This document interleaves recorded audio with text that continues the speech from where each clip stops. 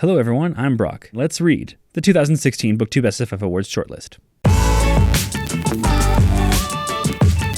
That's right, the shortlist is finally out, and by finally out I mean released a few weeks ago. Overall, I think it's a pretty good list, and I've actually managed to read some of the books already. The BookTube SFF Awards are hosted by a variety of other booktubers, and I will put links to their channels below.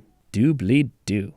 Alright, on to the nominees. We'll start with the Best Novel category. First up is A Darker Shade of Magic by V.E. Schwab, also known as Victoria Schwab in YA circles. And in real life, I'm sure people call her Victoria, not just, hey, V.E., how's it going? It's a book about a noble renegade who has the ability to travel between parallel universe Londons. I've since read the book and have a few thoughts which I will save for a wrap-up closer to the end of the BookTube SFF Awards. Followed by Uprooted by Naomi Novik, which looks to be a take on a fairy tale type of story, or something in the vein of the Brothers Grimm, involving wizardly magic, a woman trapped in a tower, and the fantasy tropes that exist around that type of story. From what I've heard, the book looks to be subverting a lot of those tropes and throwing a lot of new twists and turns at you, the reader. Originally, I wasn't going to read this book. I felt that it wasn't exactly something I was interested in. But its recent nomination in the BookTube SFF Awards, as well as a finalist for the Nebula Award, has reinvigorated my interest. I've already started the book, and I gotta say, I'm enjoying it. Up next is The Fifth Season by M.K. Jemisin. I haven't read N.K. Jemisin before, but The Fifth Season is one I really want to check out. So having it line up again as a Nebula Award nominee and as a BookTube SFF Award nominee, how can I resist? I did start reading this last month, but put it off so that it would line up with the read-alongs that are being hosted by the awards. And lastly, for Best Novel, we have Shadows of Self by Brandon Sanderson. These are the continuing adventures of Wax and Wayne, but I have only read the original Mistborn trilogy and not these new books that are coming out. So rather than reading Shadows of Self, I'm going to dive into The Alloy of Law and introduce myself into that world. Also, we have Carry On by Rainbow Rowell, Illuminae by Amy Kaufman and Jay Kristoff, and Six of Crows by Lee Bardugo. I've read Illuminae, but honestly know nothing about the other two stories. I'm probably going to skip the YA category this year just because it's not exactly my bag. Though I do quite love the cover art on Six of Crows. That's some pretty gorgeous cover art there. The next category is Best Graphic Work. There's Nimona by Noelle Stevenson. I'm not sure if I'm going to read this one. It looks very fantasy-like, kind of Adventure Time, very fun and quirky. But since I'm on a budget and it might not be at the library, I'm not sure I'll be able to read it. Then there's Descender, Volume 1, Tin Stars by Jeff Lemire and Danny Newen. A lot of people are really loving Descender, and I read the first issue and didn't really like it.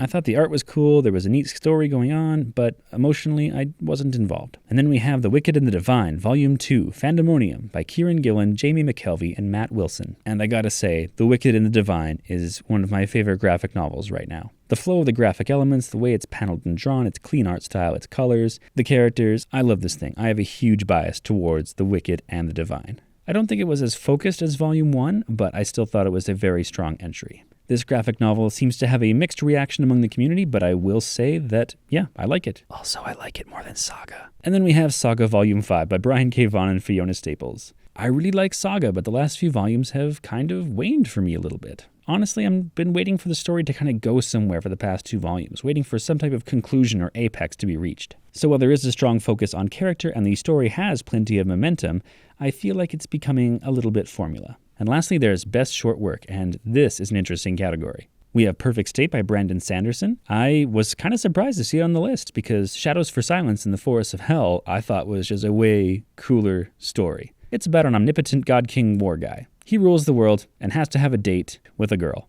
Midnight Hour by Mary Robinette Kowal.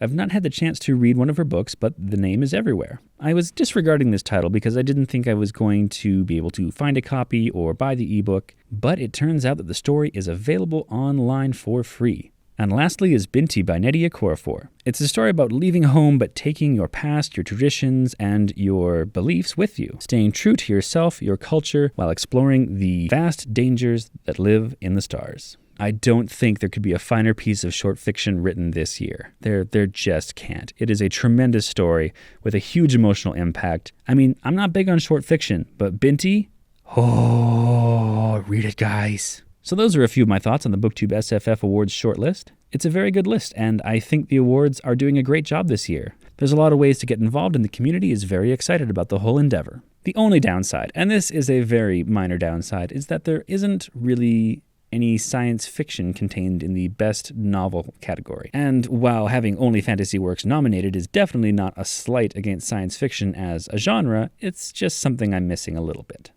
I mean, come on guys, space books. Books in space. Got a lot of worlds, a lot of worlds in there, not a lot of space. Anyways, it's going to be a fun few weeks until the awards, and I can't wait to see how that unfolds.